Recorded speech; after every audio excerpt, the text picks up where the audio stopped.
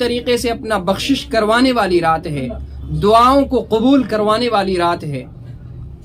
تو جو حضرات اس کی اہمیت کو سمجھتے ہیں وہ اس رات سے فائدہ اٹھاتے ہیں، اور جو حضرات صرف یوٹیوب کی دنیا میں، سوشل میڈیا کی دنیا میں ہیں اور وہ صرف اسی کو پورا دین سمجھ۔ السلام علیکم ورحمۃ اللہ وبرکاتہ۔ وعلیکم السلام ورحمۃ اللہ وبرکاتہ۔ امام صاحب ہمیں یہ بتائیں کہ شب برات کب ہے اور اس کے کیا اعمال ہیں، اس کی فضیلتیں کیا ہیں؟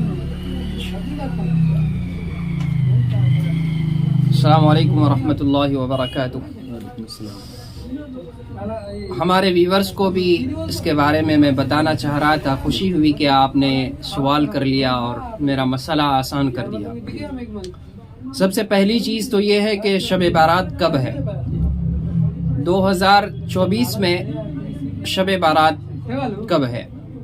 آج جمعۃ المبارک کا دن ہے اور آج شعبان المعظم کی 12 تاریخ ہے، یعنی ہفتہ آئندہ کل جو آئے گا سنیچر کے دن 13 اور اتوار کے دن 14 کا دن گزر کر کے جو رات آئے گی وہ 15ویں کی رات کہلائے گی، یعنی شب بارات اتوار کے دن ہوگی انشاءاللہ۔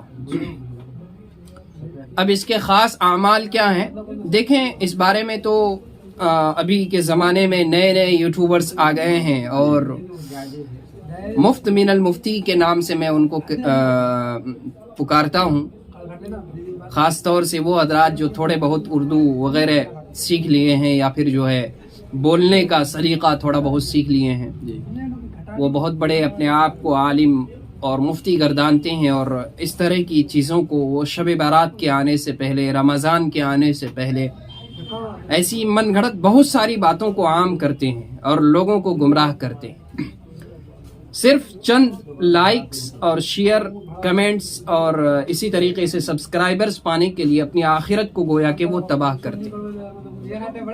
اصل میں جو وہ بیان کرتے ہیں، میں نے کافی باتیں سنی ہے یوٹیوب کی دنیا میں، سوشل میڈیا میں، کہ مثال کے طور پر شب بارات کے آنے سے پہلے کچھ لوگ اپنے چینلز کے دوارا یہ بتانے کی کوشش کرتے ہیں کہ شب بارات میں یہ خاص اعمال ہے، مثلاً سورۃ یاسین کو 3 مرتبہ پڑھنا، سورہ دخان کو 3 مرتبہ تلاوت کرنا، دعائے یونس اور آیت کریمہ 100 مرتبہ کے ساتھ میں 2 نفل خاص طور سے پڑھنا، اور اسی طریقے سے دوسری دعائیں سورہ قل هو اللہ احد 100 مرتبہ پہلی رکعت میں پڑھنا، 2 نفل وہ خاص کر کے بتانے کی کوشش کرتے ہیں، حالانکہ ایسی کوئی بات قرآن و حدیث میں نہیں ملتی۔ شب بارات کا کوئی خاص عمل نہیں ہے۔ شب بارات کے تعلق سے بے شک یہ شب بارات جو ہے، شب کے معنی رات کے آتے ہیں اور برات یعنی چھٹکارا پانا، یعنی چھٹکارے والی رات ہے، سعادت والی رات ہے، برکت والی رات ہے، گناہوں سے چھٹکارے پانے والی رات ہے، اپنے رب کو منانے والی رات ہے، اور اسی طریقے سے اپنا بخشش کروانے والی رات ہے، دعاؤں کو قبول کروانے والی رات ہے۔ تو جو حضرات اس کی اہمیت کو سمجھتے ہیں وہ اس رات سے فائدہ اٹھاتے ہیں، اور جو حضرات صرف یوٹیوب کی دنیا میں، سوشل میڈیا کی دنیا میں ہیں اور وہ صرف اسی کو پورا دین سمجھتے ہیں، گوگل بابا کو مفتی سمجھتے ہیں، اسی طریقے سے یوٹیوب کو مفتی سمجھتے ہیں، وہ حضرات اپنا دین بھی برباد کرتے ہیں اور دنیا بھی برباد کرتے ہیں۔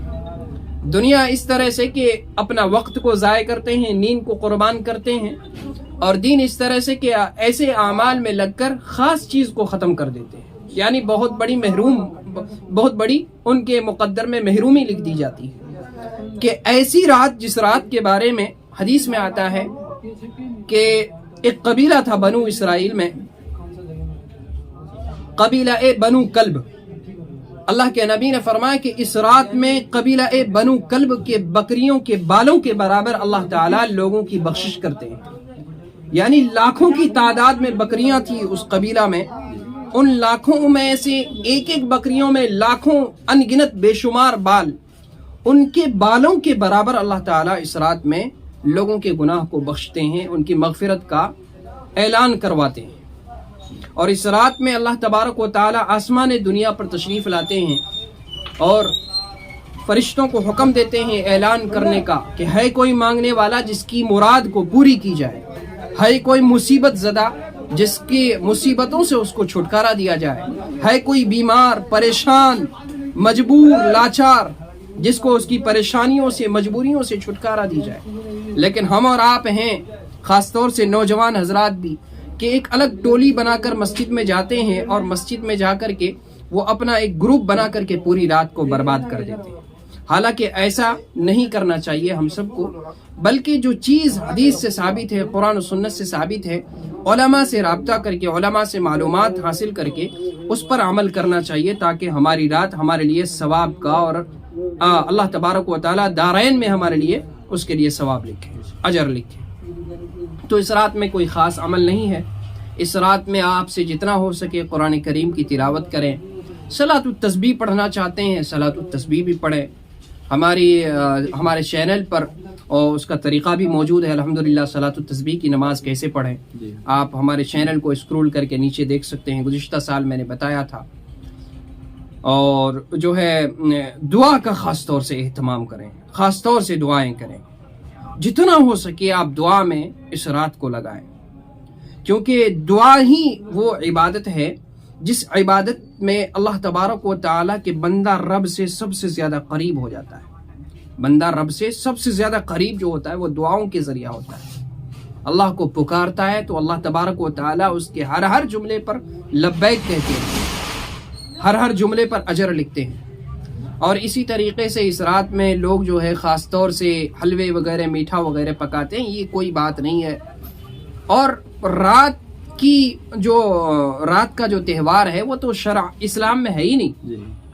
رات میں چونکہ تہوار جو ہوتے ہیں وہ غیروں میں ہوتے ہیں، کیونکہ رات میں جب تہوار ہوتا ہے تو رات میں برائی کا زیادہ اندیشہ ہوتا ہے، فحاشی کا زیادہ اندیشہ ہوتا ہے. اس وجہ سے رات کا کوئی تہوار اسلام میں نہیں ہے، مذہب اسلام میں کوئی تہوار نہیں ہے. رمضان کے روزے کو دیکھ لیں آپ، عیدین کو دیکھ لیں آپ، یا اسی طریقے سے دیگر چیزوں کو دیکھ لیں، رات کا کوئی تہوار نہیں ہے. اور لوگ قبرستان اس رات میں خاص طور سے جاتے ہیں، حالانکہ اس کے بارے میں بھی اللہ کے نبی صلی اللہ علیہ وسلم کی حدیث ہے. ایک مرتبہ گئے ہیں، وہ بھی چپکے سے گئے ہیں. تو بھائی اگر آپ سنت پہ عمل کرنا چاہتے ہیں، اگر آپ واقعی میں عاشق رسول ہیں، تو اللہ کے نبی صلی اللہ علیہ وسلم اکیلے میں گئے ہیں اور چپکے سے گئے ہیں. اندھیری رات میں اٹھ کر کے حضرت امی عائشہ رضی اللہ تعالیٰ عنہ کے بستر مبارک سے اٹھ کر کے تب اللہ کے نبی صلی اللہ علیہ وسلم گئے ہیں. یہاں تک کہ حضرت امی عائشہ کو بھی پتہ نہیں چلا کہ ہم حضور اکرم صلی اللہ علیہ وسلم کہاں گئے. جب ڈھونڈتے تلاش کرتے نکلی اس گمان میں کہ شاید معاذ اللہ کے نبی صلی اللہ علیہ وسلم میری باری میں کسی اور بیوی کے پاس چلے گئے ازواج مطہرات میں سے. تو ڈھونڈتے نکلی حضرت امی عائشہ، تو اللہ کے نبی صلی اللہ علیہ وسلم جنت البقیع میں آسمان کی طرف ہاتھ کو بلند کیے ہوئے تھے اور اللہ سے مانگ رہے تھے.